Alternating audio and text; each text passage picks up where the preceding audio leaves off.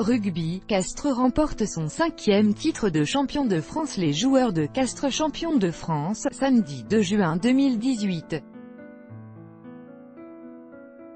François Guillot, AFP, Castres a encore déjoué les pronostics samedi en remportant son 5e titre de champion de France face au favori Montpellier, battu 29-13 au Stade de France. Le club tarnais, 6e de saison régulière, a fait tomber le premier après avoir déjà bousculé la hiérarchie en barrage à Toulouse 23-11 puis en demi-finale face au Racing 92, 19-14.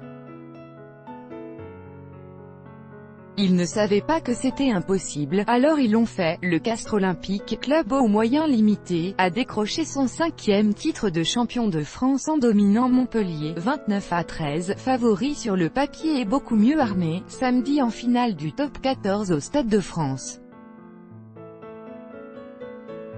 Après 1949, 1950, 1993 et 2013-2018. Le co-11e budget du top 14 et club de la sous-préfecture du Tarn, ville enclavée de quelques 43 000 habitants, a confirmé son statut de place forte du rugby français. De la décennie en particulier, personne, depuis Toulouse en 2011 et 2012, n'avait été sacré à 2 reprises dans ce championnat si dense.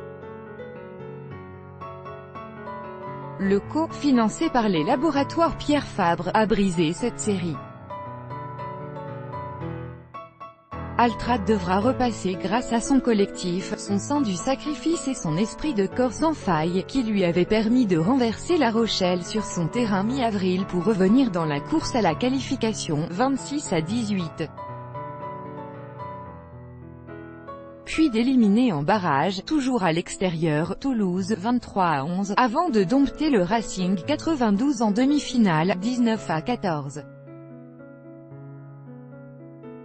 Un collectif subjugué par Christophe Furios, qui avait déjà accompli des miracles en emmenant Oyonnax en phase finale pour la première fois de son histoire en 2015.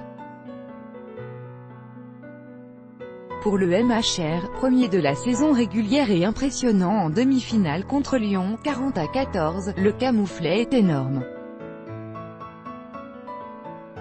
7 ans après avoir perdu sa première finale, il repart de nouveau bredouille de Saint-Denis. À l'époque, avec une équipe essentiellement constituée de joueurs du cru, Montpellier avait chuté face au grand stade toulousain, seulement 2 semaines après le rachat du club par l'homme d'affaires Moed Altrad.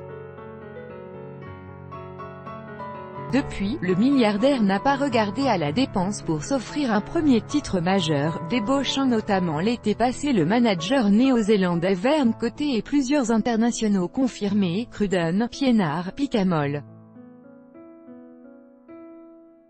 Malgré ses moyens, qui font grincer des dents chez les autres présidents, il n'est donc pas parvenu à ses fins en 2018.